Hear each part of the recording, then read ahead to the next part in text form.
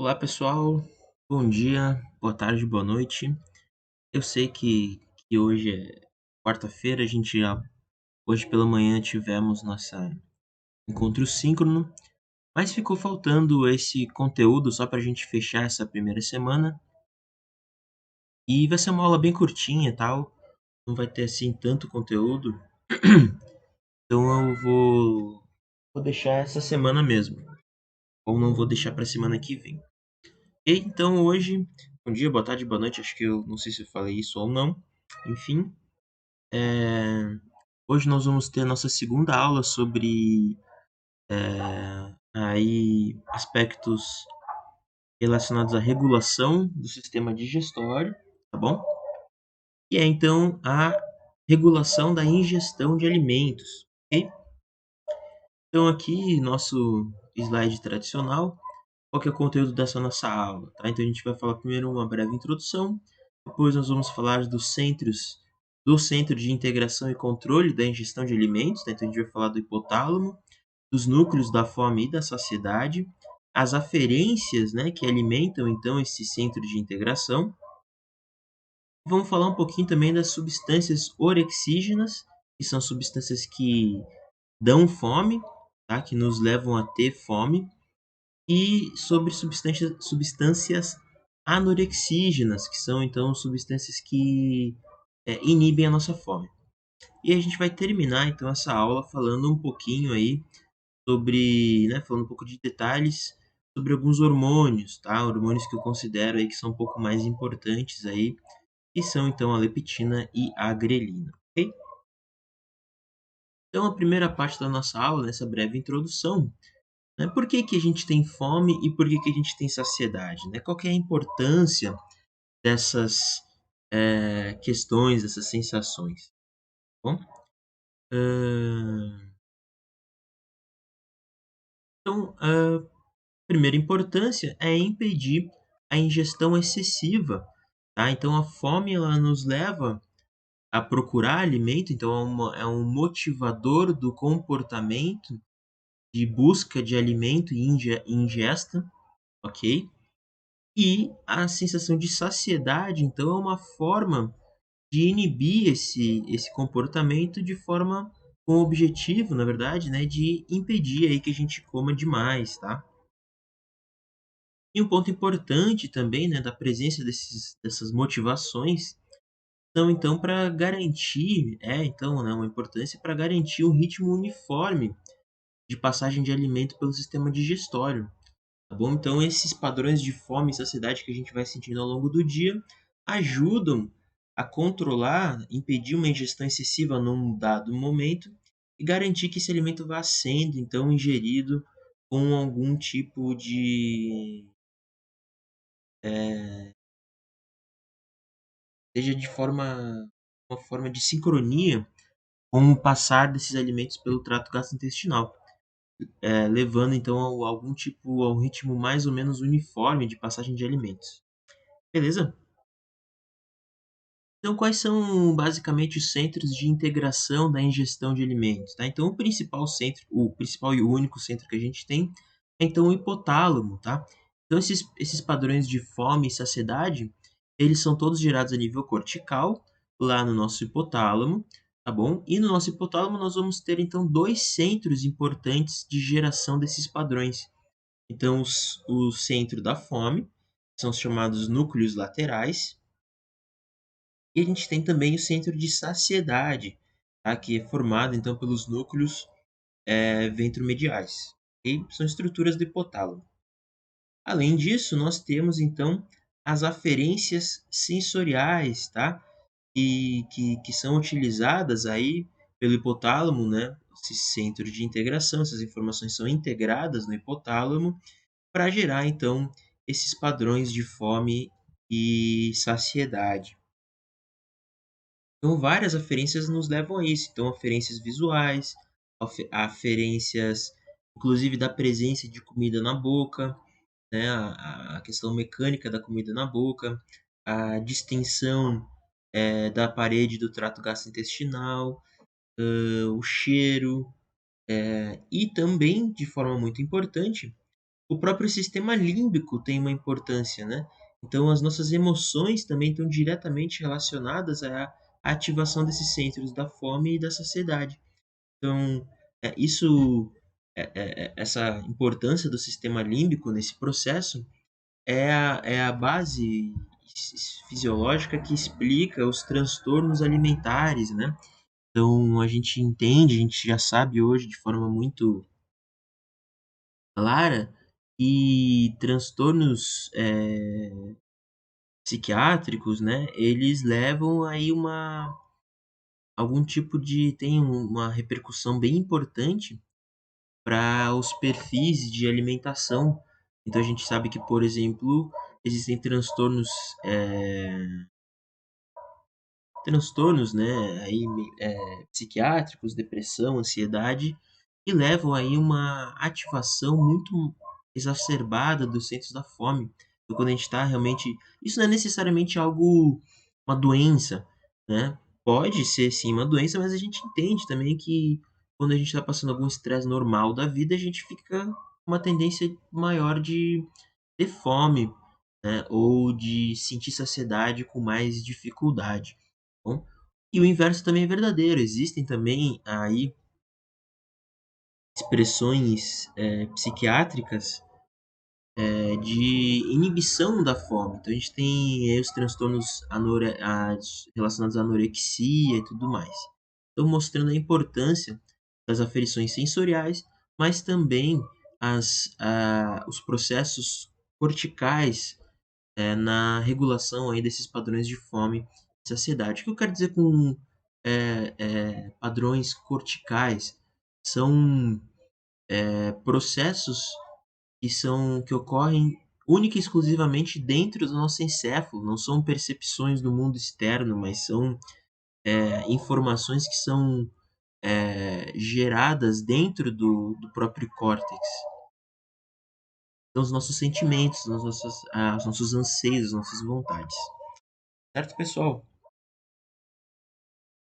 Então, esses centros da fome e esses núcleos da fome, esses núcleos da saciedade vão ser então se encontrar lá no hipotálamo, tá bom? O hipotálamo é o centro de integração desse processo e as informações que vão ser integradas então nesse no hipotálamo estão relacionadas ao sistema límbico, às nossas emoções e relacionados também a diversas aferências, tá bom, pessoal? Lembra da nossa aula lá, primeira de sistema sensorial, certo? Então, diversas aferências sensoriais, ok? Então, aqui eu tenho também uma questão clássica assim, da fisiologia e da regulação da fome, e são então alguns trabalhos que foram executados para que se entendesse, né, a, a importância desses núcleos que a gente conversou. Então, aqui a gente tem um estudo em que foram usados gatinhos, tá bom? Felinos. E aí pegaram um grupo de gatos e destruíram, fizeram uma lesão nos núcleos ventromediais, que são aqueles núcleos relacionados à saciedade. Então a gente vê que o que acontece com esses animais. Então a gente tem aqui o gato bem gordinho, ok? E com um apetite voraz. Desculpa o slide estar em inglês, mas eu não encontrei a figura em português. Então a gente tem aqui com a lesão dos núcleos ventromediais, a gente tem um animal com apetite voraz e mesmo assim ele ainda está gordo, está gordinho. Então ele está gordinho e continua se alimentando. Então ele perdeu a capacidade de sentir saciedade. Por outro lado, a gente tem aqui a lesão dos núcleos hipotalâmicos laterais, né, os núcleos laterais, e a gente vai ter então um gatinho, um animal super magro, mas sem apetite. Então a gente vê aqui o potinho de comida cheio. Então o que que acontece? Ele perdeu a capacidade de gerar fome. Ele já não consegue estabelecer, o córtex dele não consegue estabelecer então esses padrões de comportamentos, né? Qual que é a palavra? Me esqueci a palavra que eu queria usar agora, pessoal. as motivações. Então, as motivações relacionadas à fome deixam de existir exatamente porque esse núcleo lateral foi lesionado, tá bom? Então, aqui só uma exemplificação aí da importância desses núcleos hipotalâmicos na geração desses padrões de alimentação, de fome e saciedade, beleza? Então aqui a gente vai falar, passando um pouco, já adiantando um pouco a aula. Eu quero que essa aula seja um pouco mais rápida mesmo, tá? Eu acho que vocês já tiveram bastante conteúdo essa semana. Mas então aqui eu trago um slide falando sobre as aferências. Bom, as aferências que podem existir relacionadas ao sistema gastrointestinal que vão alimentar então o hipotálamo para gerar esses padrões de fome e saciedade, tá bom? Então, de novo, eu tenho que trazer um slide em inglês, não consegui achar um em português, não consegui achar uma figura em português, tá bom? Mas então nós temos diversos tipos de aferências, tá bom? Então a gente tem aqui a gente tem uma representação mais geral e aqui a gente tem uma representação exemplificando melhor aqui o hipotálamo, tá? E aqui a gente tem os núcleos da fome e aqui a gente tem os núcleos da saciedade, tá bom? Então aqui a gente tem as diversas aferências mostrando aqui nessas setas, essa figura mostra então aqui o efeito dessas aferências. Então, por exemplo, aqui a leptina, ela tem o efeito de estimular o centro da saciedade e inibir o centro da fome. Então, a leptina, ela vai ser um hormônio aí que vai então diminuir a fome, ok? A gente tem vários exemplos. A gente tem, por exemplo, o nível de glicose no sangue, o nível nutricional dessa pessoa. A gente tem alguns hormônios que são liberados do trato gastrointestinal, por exemplo, a grelina, que é liberado pelo estômago, a colecistoquinina, que é liberado no intestino, o GLP, que é liberado no intestino, o peptídeo YY, a leptina, que é liberada a partir de células dos adipócitos, né, células que depositam gordura, receptores na própria boca, tá bom? Levando então esses padrões de saciedade. Uma coisa que eu esqueci de falar também é que a alimentação ela ativa também, né, a ingestão de alimentos, ela ativa também os centros de recompensa do nosso cérebro, tá? Então a ativação dos núcleos, o fato de você se alimentar vai gerar um arco reflexo de ativação dos neurônios de recompensa, que são então neurônios dopaminérgicos da via nigroestriatal. Isso vai gerar prazer, tá? Então, a alimentação ela também acaba gerando uma resposta de prazer bem importante, certo? Então, aqui são só exemplos de hormônios e aferências, quais são os tipos de aferências, né? Então, a gente também tem aqui a própria distensão, né, do estômago, por exemplo, também traz aí uma aferência importante para o hipotálamo regular os perfis de fome e saciedade. Ok? Então, como eu falei, quais são os tipos de aferências que podem existir? Receptores orais, ou então receptores mecânicos na boca vão funcionar como uma aferência para o hipotálamo para gerar os perfis de fome e saciedade. Distensão do sistema digestório, principalmente do estômago, que vai levar à produção de grelina, a gente vai ver mais para frente. Né? Então aí, no caso da grelina, a liberação de hormônios, a gente também tem a leptina, a insulina, por exemplo, e o córtex, né? Então a questão do pensar a gente prevê um comportamento futuro e isso nos gerar algum tipo de fome ou algo assim. Então, processamentos corticais também levam ao perfil da fome e saciedade, como a gente falou anteriormente. Aí a questão dos nossos sentimentos e tudo mais, ok?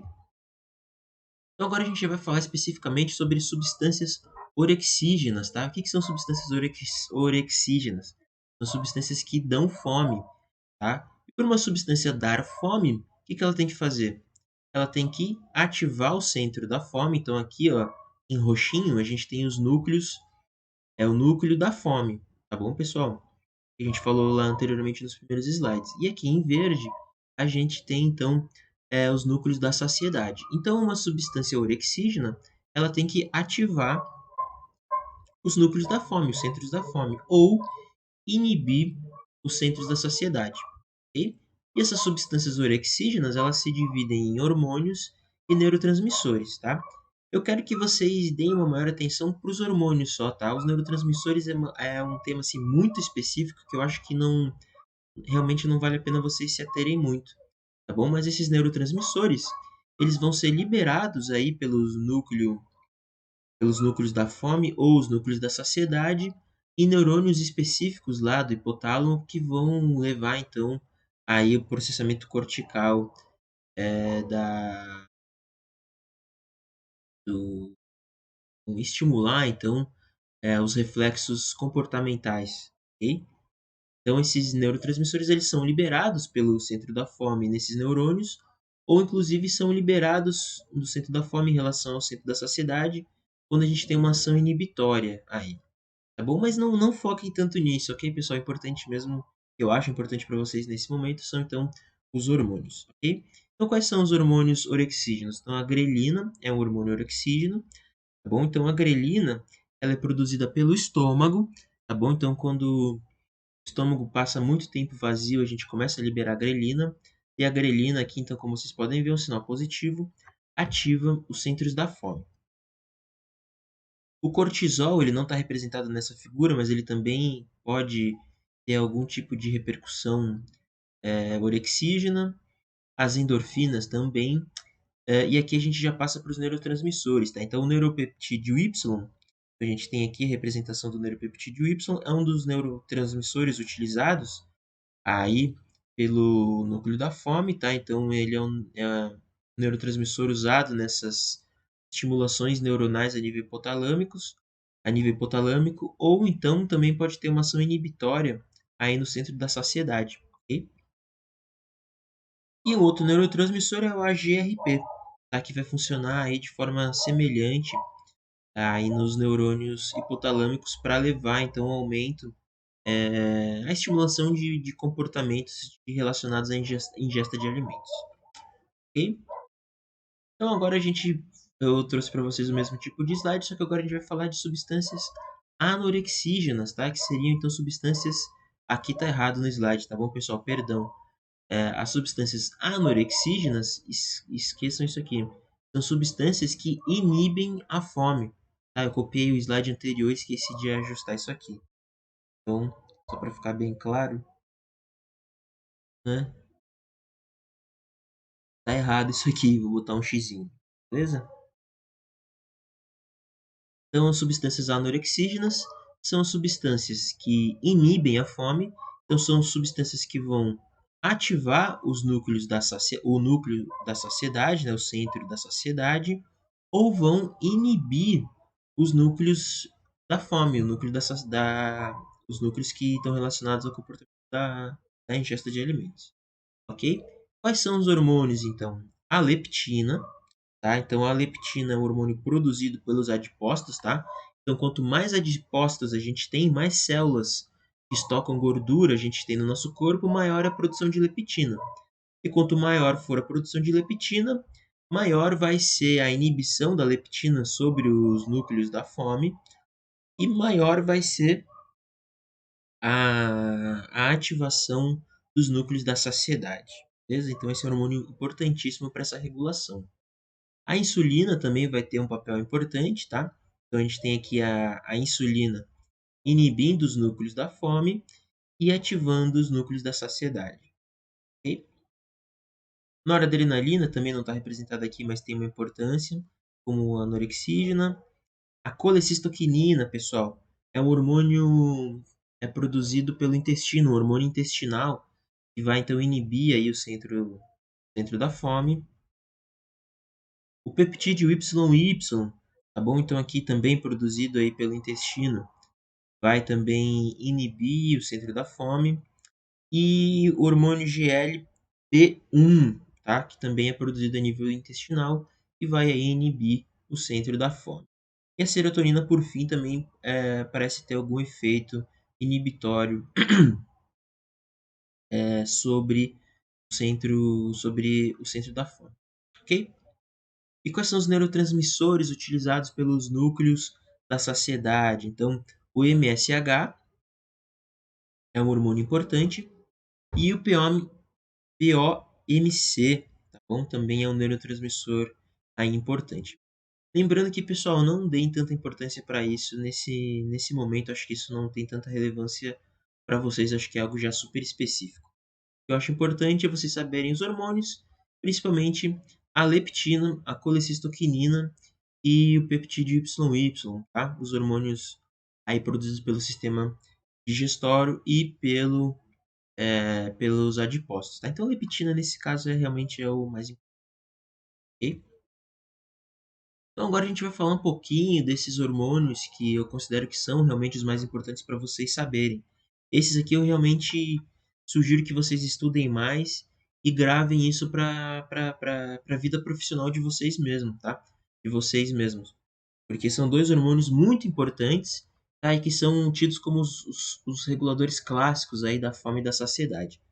Então, relacionado à saciedade, a gente tem a leptina. Tá bom? Então a leptina, como eu já falei, ela é produzida pelos adipócitos, tá? Então quanto mais adipócitos a gente tem, mais leptina a gente produz. Essa leptina vai então para a corrente sanguínea causar os efeitos que a gente já conversou. Então, o aumento de leptina, ela leva então uma inibição dos núcleos da fome e ativa os núcleos da saciedade. Ela diminui a produção de orexígenos, né, de substâncias orexígenas, e aumenta a produção de substâncias anorexígenas, levando então de fato a essa sensação de saciedade. A leptina ela também estimula a produção de hormônios T3 e T4, então ela tem uma função aí de aumentar o metabolismo, aumenta a atividade do simpático, e era isso que eu tinha para trazer para vocês da leptina. Agora, um ponto importante é que, pô, professor, tu tá falando que quanto mais gordura eu tenho, mais leptina eu produzo? É isso mesmo. Então, por que que existem obesos? Por que que existem pessoas obesas? Se a pessoa obesa ela não tem muita leptina, se ela tem muita leptina, ela não vai ter uma inibição muito maior eh, da fome, ou seja, ela não vai ter uma sensação de saciedade muito maior. E a impressão que eu tenho é que os meus amigos que são mais gordinhos, eles têm mais fome. E isso é verdade, pessoal. Realmente não é bem assim que funciona. Por quê? O que vocês acham que acontece? Qual que é a explicação para isso? Uma pessoa obesa, ela não ter ela geralmente ter uma fome maior do que geralmente acontece. Então a resposta para isso é feedback negativo, tá bom?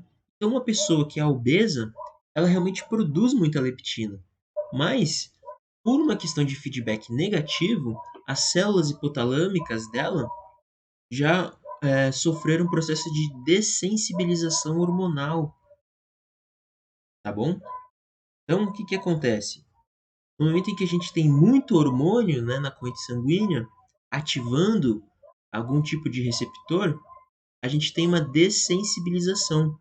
Então, o que acontece? A gente chama de down regulation, tá? Então, a gente no início tem uma alta densidade de receptores e uma grande quantidade do hormônio. Então, nesse caso aqui, a gente tem muita leptina e muito receptor para leptina lá no hipotálamo.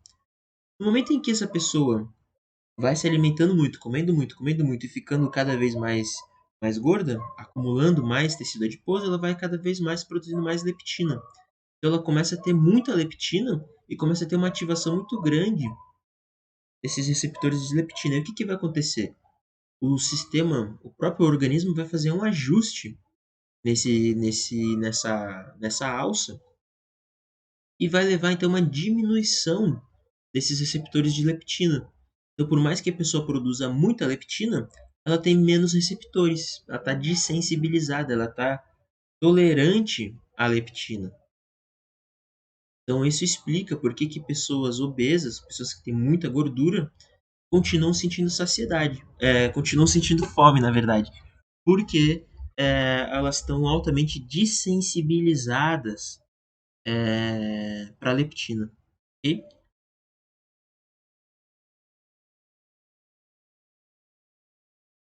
Acho que era isso que tinha para falar da leptina. Agora a gente já chegou aí no nosso último slide, tá bom? Que a gente vai falar da grelina. Então a grelina é o principal hormônio estimulador da fome, estimulador dos núcleos relacionados à fome. Então, a leptina ela é produzida pelo estômago quando esse órgão está vazio por muito tempo, tá bom? Então, isso indica para o nosso corpo que a gente não se alimentou já há bastante tempo. Então, a gente tem a ativação desses núcleos da fome, ok? Então, a leptina ela é produzida quando o estômago está vazio e ela vai lá ativar os núcleos da fome. Ela, dessa forma, ela também aumenta a motilidade gástrica e a secreção de ácido gástrico, ácido clorídrico, tá? Então é por isso que a gente tem, quando a gente está com fome, nosso estômago começa a roncar, né? Então o que é isso? É um aumento aí dessa atividade gástrica. Então o estômago já começa a se mexer mais, começa a secretar aí ácido clorídrico, ok? A grelina ela também tem o efeito de aumentar a produção de hormônio do crescimento, tá bom? Diminui a secreção de insulina e era isso. Na verdade, eu achei que tinha mais alguma coisa aqui, não me lembro exatamente o que mais era, mas era isso. O que eu queria que vocês ficassem bem claro assim, hormônios mais importantes de vocês lembrarem, para mim, na minha opinião. Óbvio que o ideal é que vocês estudem todos os que a gente apresentou nessa aula, mas, no meu entendimento, se vocês entenderem muito bem o papel da leptina e o papel da grelina, tá? Como esses hormônios são regulados, quando eles aumentam, quando eles diminuem, por que, a produção desses hormônios aumenta e por que a produção desses hormônios diminui, e o que eles causam no organismo, e qual a relação deles com sentir fome ou sentir saciedade, se vocês já dominarem isso, eu acho que já tá bem satisfatório.